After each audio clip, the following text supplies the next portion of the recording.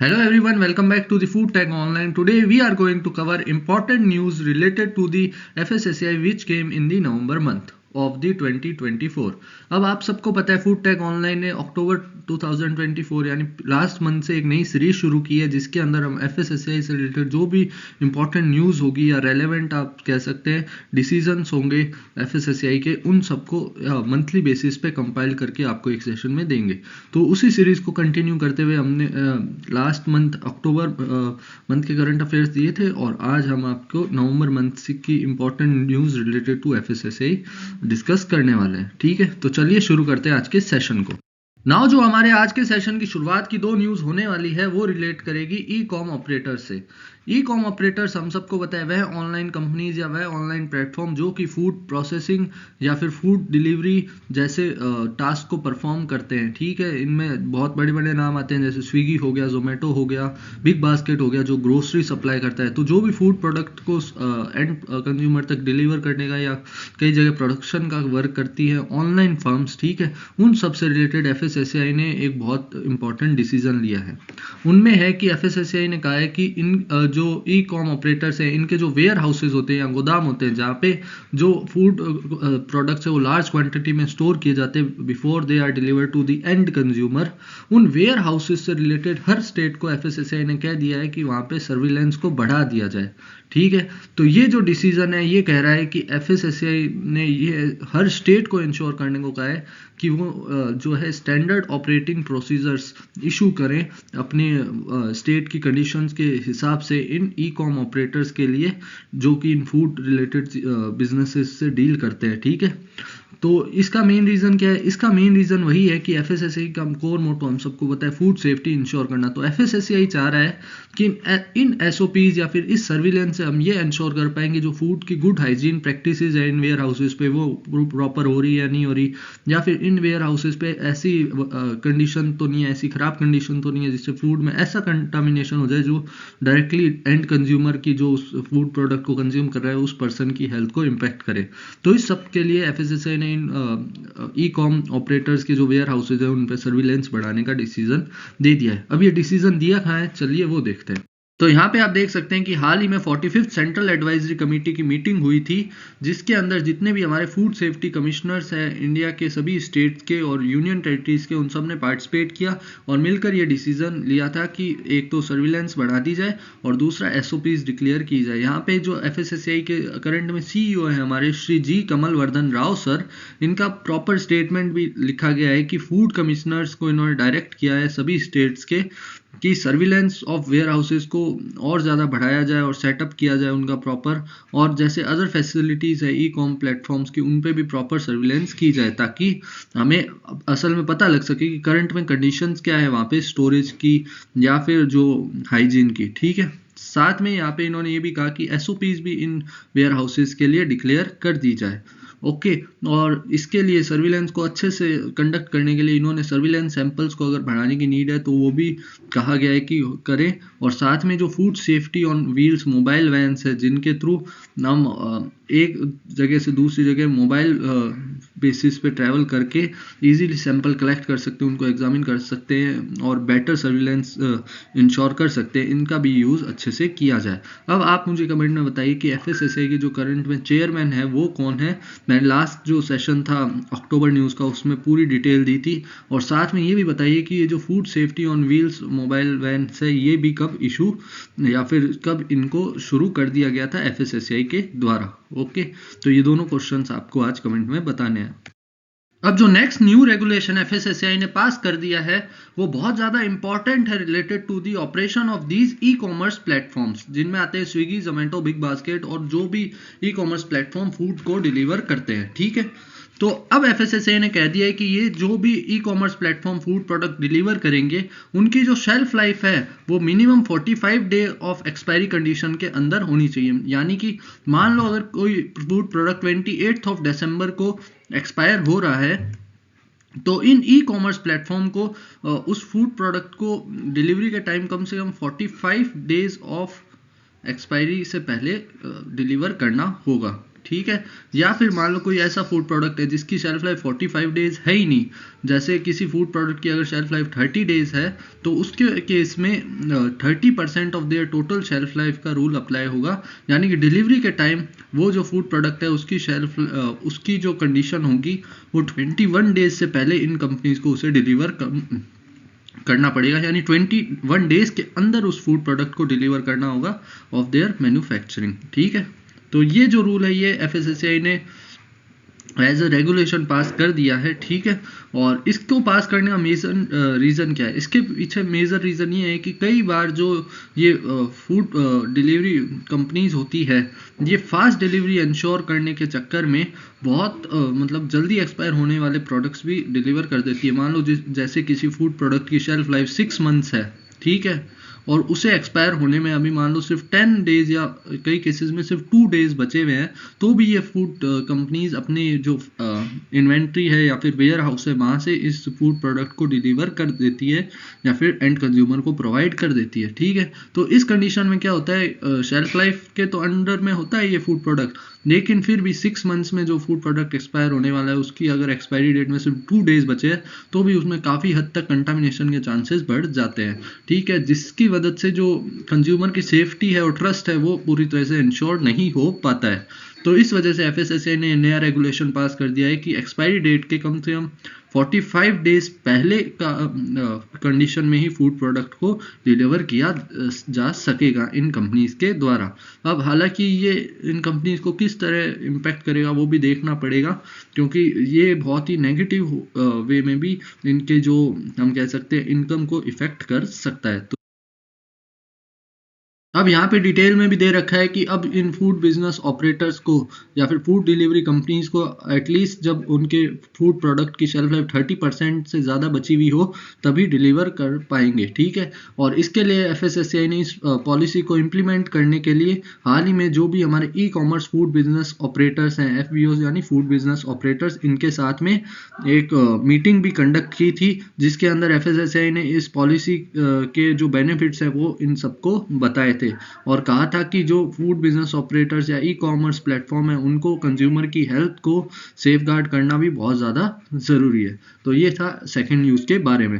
अब आप मेरे को बताइए कि इंडिया के अंदर जो सबसे बड़ा प्रेजेंट टाइम में ई कॉम में जो बिजनेस ऑपरेटर है, फूड बिजनेस ऑपरेटर है, वह कौन सी कंपनी है। ऑप्शंस आपको पास में 3 है, स्विगी, जोमेटो या फिर बिग बास्केट। ये अभी आपको कमेंट में बताना है कि प्रेजेंट टाइम में जो फूड डिलीवरी प्लेटफॉर्म या फिर जो हमारा ई कॉमर्स पे फूड बिजनेस ऑपरेटर इंडिया के अंदर सबसे बड़ी कंपनी कौन सी है। अब जो नेक्स्ट न्यूज़ है हमारी वो पूरी तरीके से जस्टिफाई करेगी कि एफएसएसएआई क्यों इतना ज़्यादा एम्फेसिस दे रहा है सर्विलेंस को लेके और अच्छी मैन्युफैक्चरिंग प्रैक्टिसेस को इंश्योर करने के लिए, जो हमने फर्स्ट न्यूज़ के अंदर डिस्कस किया था, और क्या इंपॉर्टेंस है सर्विलेंस की फूड इंडस्ट्री के अंदर। हाल ही में 31 जो केरला मेड स्नैक्स हैं उनको अनसेफ डिक्लेयर कर दिया गया है कर्नाटका के अंदर, क्योंकि इन फूड प्रोडक्ट्स के अंदर कई सारे आर्टिफिशियल कंपाउंड्स पाए गए, स्पेशली आर्टिफिशियल कलरिंग कंपाउंड पाए गए, जिनकी वजह से इनका जो हेल्थ रिस्क था वो बहुत ज़्यादा बढ़ गया था इन फूड प्रोडक्ट्स का, और खासकर चिल्ड्रंस के अंदर इनके बहुत ज़्यादा सीवियर इम्पैक्ट्स हमें देखने को मिल रहे थे, ठीक है। और ये भी पाया गया कि इनके अंदर कुछ ऐसे केमिकल्स भी पाए गए हैं इन फूड प्रोडक्ट्स के अंदर जो कि कार्सियोजेनिक नेचर के, यानी जिनको कंज्यूम करने पर कैंसर तक डिजीजेस कॉज हो सकती है। तो इसी वजह से अभी जो एफएसएसएआई है उन्होंने इसको पूरी तरीके से अनसेफ डिक्लेयर कर दिया है फाइनल अपनी रिपोर्ट के अंदर। और ये जो अनसेफ स्नैक्स थे ये हमारे मेनली पाए गए कोडागू डिस्ट्रिक्ट में, ठीक है। यहाँ पे जो स्नैक्स थे और इसके कोडागू डिस्ट्रिक्ट के जो बॉर्डर एरियाज हैं, यानी केरला और कर्नाटका के जो बॉर्डर एरियाज हैं वहाँ पे ये हम कह सकते हैं हार्मफुल प्रोडक्ट्स पाए गए हैं सेल होते हुए मार्केट के अंदर, ठीक है। अब यहाँ पे आप देख सकते हैं पूरी न्यूज़ को डिटेल में कि Karnataka food safety and standard authority of India, जो कर्नाटका के अंदर एफएसएसएआई की वर्किंग बॉडी है, उसने डिक्लेयर किया है 31 जो केरला में हम कह सकते हैं प्रोड्यूस हो रहे स्नैक्स को अनसेफ, जो कि डिस्ट्रीब्यूट किए जा रहे थे कर्नाटका के बॉर्डर रीजन्स में, जिनमें मेनली आता है कोडागू डिस्ट्रिक्ट, ओके। और यहाँ पे इन्होंने 90 सैंपल्स लिए थे केरला के पॉपुलर जो स्नैक्स थे, जिनमें चिप्स आ रहे थे, हलवा, स्पाइसी मिक्सचर्स, ड्राइड फ्रूट, जो कि हमारे हम इजीली जो परचेज करके कंज्यूम कर लेते हैं मार्केट के अंदर। इन सब जो फूड प्रोडक्ट्स थे, इन सब के अंदर ये जो हम कह सकते हैं हार्मफुल आर्टिफिशियल कलरिंग, जिसके अंदर मेनली आ रहे थे sunset yellow, tartrazine, then we have azorubine and allura red. ये सब जो कंपाउंड्स है ये पाए गए थे, जिनके कारण ये बहुत ज़्यादा रिस्की हो गए थे ह्यूमन हेल्थ के लिए, खासकर चिल्ड्रंस की हेल्थ के लिए। इसके साथ में ये भी पाया गया है कि जो प्रॉब्लमेटिक होटल्स और स्टोर्स थे, उनके ऊपर एफएसएसएआई ने अलार्म इशू कर दिया है। डिस्ट्रीब्यूशन ऑफ इन हार्मफुल जो स्नैक्स हैं, जो भी होटल्स और अदर स्टोर्स है, लोकल स्टोर्स है, डिपार्टमेंटल स्टोर्स है, उनको एफएसएसएआई ने वार्निंग दे दी है कि अब अगर वह ये इस तरीके के हार्मफुल या हैजार्डियस स्नैक्स को सेल करेंगे तो उन सबको बंद कर दिया जाएगा। और इस वजह से एफएसएसएआई ने इस एरिया के अंदर अपनी जो टेस्टिंग है या सर्विलेंस है वो बहुत ज़्यादा बढ़ा दी है। तो ये सब आप देख सकते हैं। नेक्स्ट न्यूज़ बहुत ज़्यादा इंपॉर्टेंट है। जो भी हमारे फूड बिजनेस ऑपरेटर्स हैं या फूड बिजनेसेस हैं इंडिया में, एफएसएसएआई ने कह दिया है कि अब जो भी फूड बिजनेस है, अगर उसको फूड लाइसेंस लेना है एफएसएसएआई से या कोई भी रजिस्ट्रेशन कराना है एफएसएसएआई के अंदर, अप्लाई करना है रजिस्ट्रेशन के लिए, तो उसको अब सबसे पहले अपने फूड बिजनेस को पैन कार्ड से लिंक कराना मैंडेटरी होगा, यानी कंपलसरी कर दिया है कि अगर आपका पैन कार्ड आपके फूड बिजनेस ऑपरेटर्स से लिंक नहीं है तो आपको कोई भी फूड लाइसेंस या रजिस्ट्रेशन की एप्लीकेशन इशू नहीं की जाएगी। अब एफएसएसएआई ने ऐसा कहा क्यों है? एफएसएसएआई ने ये कहा है कि अब इंडिया को रिक्वायरमेंट है कि एक यूनिवर्सल बिजनेस आइडेंटिटी हो, ठीक है, जिससे जो भी फूड बिजनेस है उन्हें इजीली ट्रेस किया जा सके और उनका जो भी डाटा है उसको इजीली मैनेज किया जा सके। और इस यूनिवर्सल बिजनेस आइडेंटिटी के रूप में एफएसएसएआई पैन कार्ड का इस्तेमाल करने जा रहा है। पैन कार्ड की यहाँ पे फुल फॉर्म लिखी हुई है परमानेंट अकाउंट नंबर, और ये जो लॉ है ये लागू हो जाएगा 13 नवंबर 2024 से, ठीक है। अब यहाँ पे इफेक्टिव डेट भी लिखी हुई है कि जो linking of pan card is necessary for new application renewals and modification since October 2024 and existing FBOs are encouraged to update their PAN details promptly। यानी कि जो भी अक्टूबर 2024 के बाद में रजिस्ट्रेशन के लिए एप्लीकेशन है या रिन्यूअल हुआ है या मॉडिफिकेशंस हुए हैं, उन सब में भी ये कंपलसरी है कि FBOs का पैन कार्ड से लिंकेज होना ज़रूरी हो। अब जो यहाँ पे ये डिटेल में नोटिफिकेशन आप देख सकते हैं कि जो एफएसएसएआई है उसने कह दिया है कि 13 नवंबर 2024 को हमने एक ऑर्डर इशू किया है, जिसके अंदर जो भी फूड बिजनेस होगा उसको अपने पैन कार्ड के साथ में लिंक कराना होगा अपने फूड बिजनेस ऑपरेटर्स को, ताकि उनको फर्दर कोई भी सर्टिफिकेशन इशू किया जा सके, न्यू लाइसेंस दिया जा सके या पुराने लाइसेंस को रिन्यू किया जा सके। हालांकि इससे रिलेटेड स्टेप्स एफएसएसएआई अक्टूबर 2024 यानी लास्ट मंथ से ही लेना शुरू कर चुका था, और इसी वजह से फॉस्कोस में नए लाइसेंस लेने के लिए एफएसएसएआई ने पहले ही कह दिया था कि आपका पैन कार्ड लिंक होना चाहिए। फॉस्कोस की डेफिनेशन फॉस्कोस की फुल फॉर्म बहुत ज़्यादा ज़रूरी हो जाती है एग्जाम्स पॉइंट ऑफ व्यू से, तो आपको ध्यान रखना है। फॉस्कोस जो है उसकी फुल फॉर्म है फूड सेफ्टी कंपाइलेंस सिस्टम, ठीक है।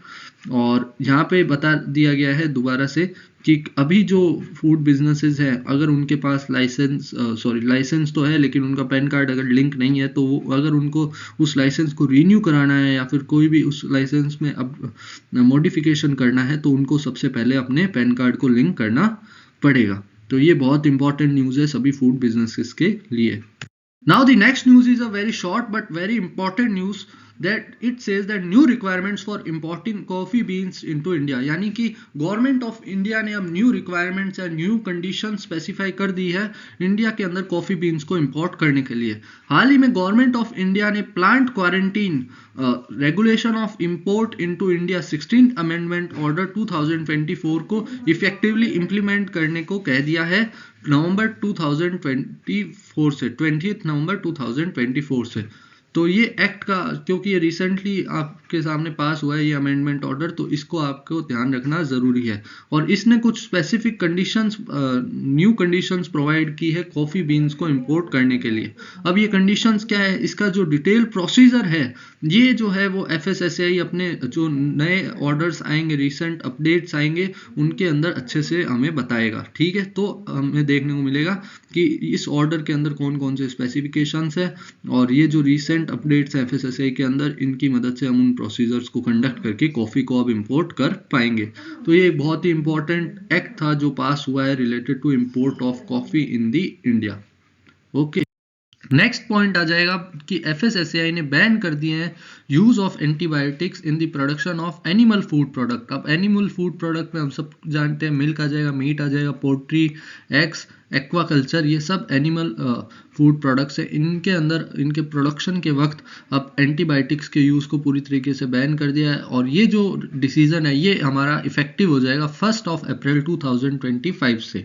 ठीक है, और ये जो डिसीजन है ये FSSAI ने लिया है under food safety and standards contaminants toxins residues act, first amendment act regulation 2024 के अंदर। ठीक है, और इसके अंदर बाकी सारी चीज़ें भी थी जैसे कंटामिनेंट्स और वेटनरी ड्रग रेजिड्यूज, इन सबसे रिलेटेड भी कुछ डिसीजन थे, लेकिन फूड इंडस्ट्री से रिलेटेड सबसे इंपॉर्टेंट डिसीजन उनमें यही था इस एक्ट का।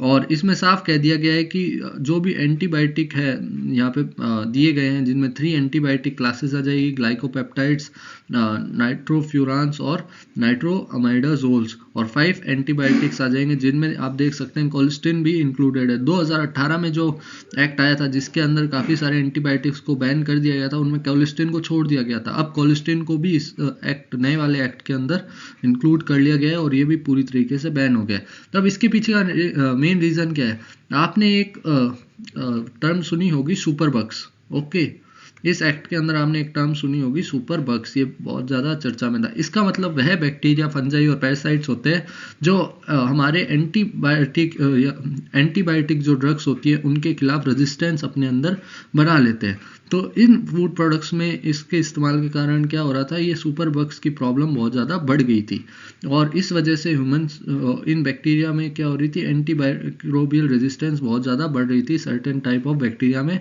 और बाद में ये जो एंटीमाइक्रोबियल रेजिस्टेंस है ये ह्यूमन बॉडी में बाद में बहुत सारे हेल्थ इश्यूज कर रही थी, क्योंकि बैक्टीरिया अगर एंटीमाइक्रोबियल रेजिस्टेंट हो जाएंगे तो उनको किल करना और या फिर उनकी एक्टिविटी को रोकना हम सबको पता है बहुत ज़्यादा मुश्किल हो जाएगा। तो इस वजह से पब्लिक हेल्थ पे जो इसका इम्पैक्ट था उसे रोकने के लिए ये रेगुलेशन पास कर दी गई है, और इनके प्रोडक्शन के वक्त अब कोई भी तरह का एंटीमाइक्रोबियल सब्सटेंस इस्तेमाल नहीं किया जा सकेगा। ठीक है, और जो प्रोहिबिटेड एंटीबायोटिक्स है वो भी यहाँ पे मेंशन है। तो ये था हमारी लास्ट न्यूज़ के बारे में नवंबर मंथ की, जो आपके लिए जानना इम्पोर्टेंट था। So this is all about today. यहाँ पे आप देख सकते हैं फूड टेक ऑनलाइन चैनल के बारे में इंफॉर्मेशन भी दी गई है। तो फूड टेक ऑनलाइन का चैनल का जो लिंक है वो आपको इसके डिस्क्रिप्शन में मिल जाएगा वीडियो के। वहाँ पे जाके आप बहुत सारे फ्री MCQs प्रैक्टिस कर सकते हैं।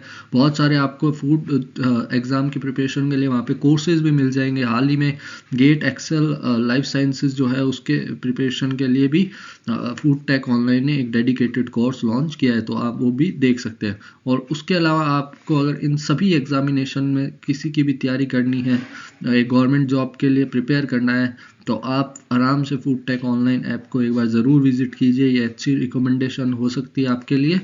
और वहाँ पे आपको बहुत सारे और कुछ नहीं तो फ्री रिसोर्सेज भी मिल जाएंगे, जिनमें फ्री MCQs प्रैक्टिस होंगे, फूड प्रोसेसिंग के, फूड माइक्रोबायोलॉजी से रिलेटेड, डेयरी टेक्नोलॉजी से रिलेटेड भी वहाँ पे आपको बहुत सारे MCQs मिल जाएंगे। So this is all about today. Link आपको डिस्क्रिप्शन में दे दिया गया है।